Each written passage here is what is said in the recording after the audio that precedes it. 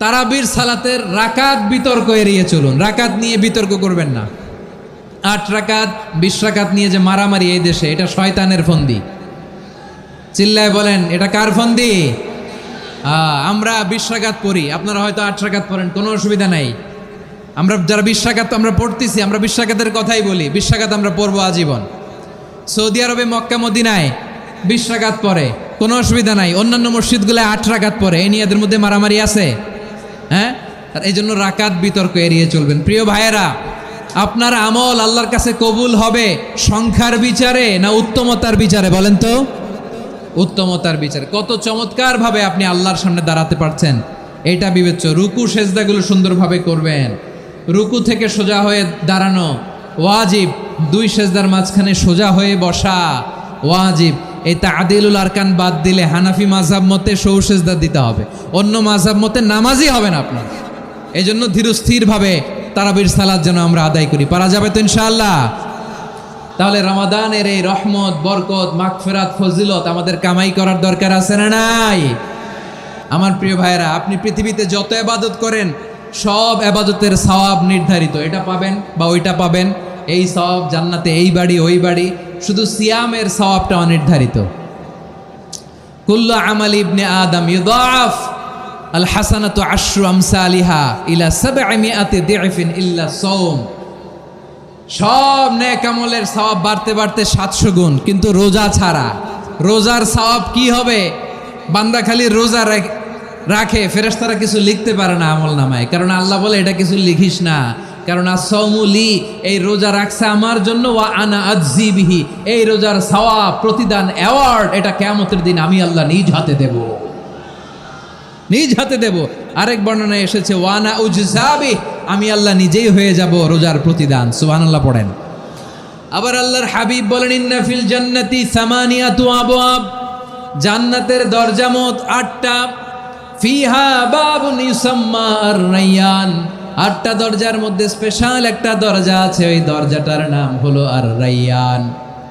রায়্যান দরজা, লা ইয়াদখুলুহু ইল্লা সাইমুন, রোজাদাররা ছাড়া কেউ ওই রায়্যান দরজা দিয়ে জান্নাতে ঢুকতে পারবে না।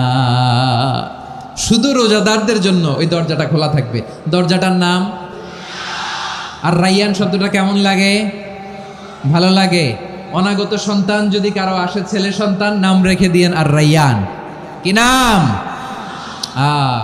লা ইয়াদখুলুহু ইল্লা সাইমুন, রোজাদাররা ছাড়া কেউ ঢুকতে পারবে না।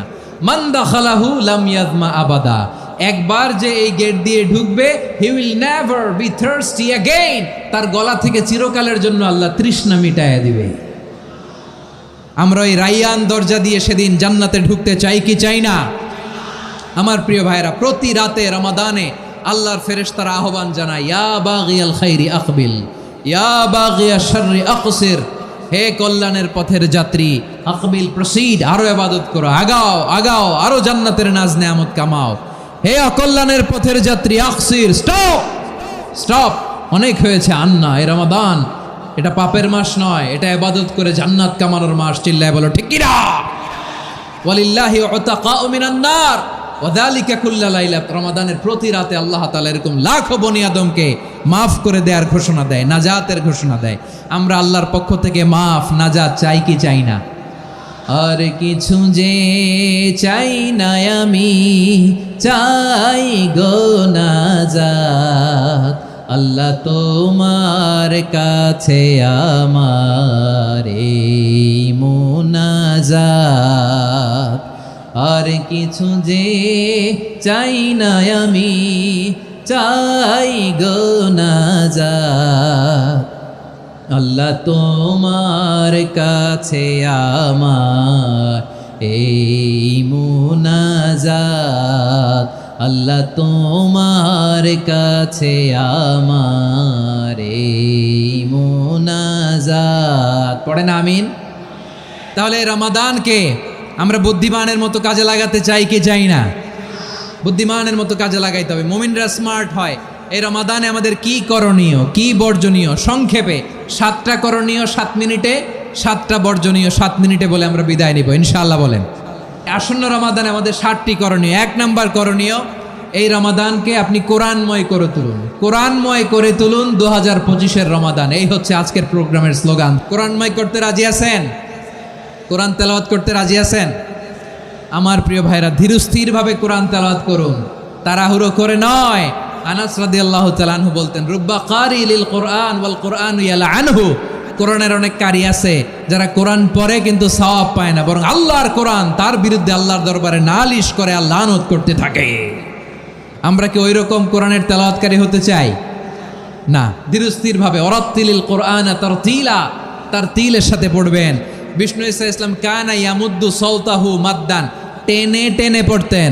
আলহামদুলিল্লাহি রাব্বিল আলামিন আর রহমানির রহিম মালিকি ইয়াউমিদ্দিন ইয়্যাকা না'বুদু ওয়া ইয়্যাকা নাস্তাঈন اهدنا الصراط المستقيم صراط الذين أنعمت عليهم غير المغضوب عليهم ولا الضالين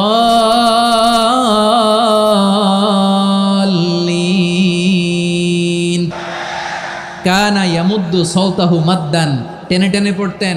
ওয়া কানা ইউকাত্তিউ আয়াতান আয়াতান, প্রত্যেক আয়াত পড়ে পড়ে তিনি থামতেন। এভাবে কোরআন পড়তে হবে। আমাদের অনেক মা বোনেরা আজকের এই চাঁপাইনবাবগঞ্জের প্রোগ্রামের অনেকগুলো মহিলা প্যান্ডেল আমি ল্যান্ডিং করার সময় দেখেছি। আমার অনেক বোনেরা ওনারা কোরআন খতম করতে যে এমনভাবে তেলাওয়াত করেন, কোরআন তেলাওয়াতের আদব আর অবশিষ্ট থাকে না। আমরা তারতিলের সাথে তেলাওয়াত করব, যেমনটি আমি পড়ে শোনালাম। বিষ্ণু ইসলাম প্রতি আয়াত শেষে থামতেন, টেনে টেনে পড়তেন, তারতিলের সাথে পড়তেন, সুর করে পড়তেন। মানলাম ইয়াতাগান্না বিল কোরআন ফালাইসা মিন্না, যে সুর করে কোরআন পড়ে না সে আমার উম্মত হতে পারে। জাইনুল কোরআন বিআসওয়াতিকুম, বিষ্ণু বলেন সুর করে কোরআন পড়বা। অনেকে কোরআনের খতম তুলবার জন্য কোরআনরে একেবারে খতম করে দেয় না। আপনি ধীরস্থিরভাবে পড়ে যদি খতম দিতে পারেন মাশাআল্লাহ, না পারলে যতটুকু পারেন পড়বেন। এরপর অনুবাদ পড়ার চেষ্টা করবেন, তাফসির পড়ার চেষ্টা করবেন। আপনাদের জন্য এক অনন্য উপহার রয়েছে আমার পক্ষ থেকে, এক নজরে কোরআন 114 সূরার সারমর্ম, সার নির্যাস আমরা নিয়ে এসেছি এখানে। বাংলা ভাষায় আমার জানা মতে খুব সম্ভবত এই প্রথম কাজ কেউ করে নাই। আরবিতে পাবেন এরকম অনেক বই, ইংরেজিতে কিছু কাজ আমরা দেখেছি, কিন্তু বাংলায় পাবেন না। এত চমৎকারভাবে আমরা সূরাগুলোর সারমর্ম, সার নির্যাস তুলে ধরার চেষ্টা করেছি।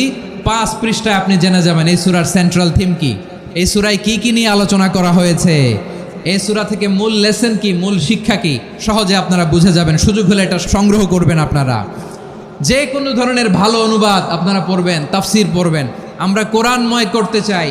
খতম কোরআনে রমাদানের 1 খতম দেওয়ার একটা সহজ পদ্ধতি হচ্ছে রমাদানের প্রতি নামাজের পরে 4 পৃষ্ঠা। প্রতি নামাজের পরে কয় পৃষ্ঠা? 4 পৃষ্ঠা। তাহলে 5 ওয়াক্তে 4 পাঁচা 20 পৃষ্ঠা। হেফজে কোরআনগুলো 20 পৃষ্ঠা 1 পারা। এভাবে 30 দিনে আপনার 1 খতম হয়ে যাবে। আমরা যেন তার তিলের সাথে বিশুদ্ধভাবে কোরআন তেলাওয়াত করতে পারি। আল্লাহ তৌফিক দান করুক। পড়ে না আমিন। 2 নম্বর করণীয়, ধীরস্থিরভাবে তারাবির সালাতগুলো যেন আমরা আদায় করি। তাড়াহুড়ো করবেন না, আল্লাহর ওয়াস্তে তাড়াহুড়ো করবেন না, তাহলে কোরআন আমাদের জন্য বদদোয়া করবে। তাড়াহুড়ো করবেন তারাবির নামাজে। তারাবির নামাজ সালাতুত তারাবিহ মানে বিশ্রামের নামাজ। আর আমরা পড়ি সলাতুল কেতার, রেলগাড়ির মতো নামাজ। না, এরকম করবেন না। ইমাম সাহেবদেরকে আশ্বস্ত করুন যে ইমাম সাহেবরা আমরা পিছনে আসি আপনাদের সাথে, আপনি আস্তে আস্তে পড়েন, তার তিলের সাথে পড়েন, ধীরস্থিরভাবে তারাবির সালাত পড়বেন। সারা বছর এই সুযোগ হয় না দাঁড়িয়ে কোরআন শোনার, এরকম আয়োজন ব্যবস্থাপনা সারা বছর আর আমরা পাই বলেন তো না। তারাবির সালাতের রাকাত বিতর্ক এড়িয়ে চলুন। রাকাত নিয়ে বিতর্ক করবেন না। 8 রাকাত 20 রাকাত নিয়ে যে মারামারি এই দেশে, এটা শয়তানের ফন্দি। চিল্লায় বলেন এটা কার ফন্দি?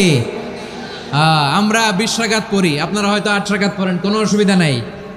আমরা যারা 20 রাকাত আমরা পড়তেছি, আমরা 20 রাকাতের কথাই বলি। 20 রাকাত আমরা পড়বো আজীবন। সৌদি আরবে মক্কা মদিনায় 20 রাকাত পড়ে, কোনো অসুবিধা নাই। অন্যান্য মসজিদগুলো 8 রাকাত পড়ে, এই নিয়ে এদের মধ্যে মারামারি আছে?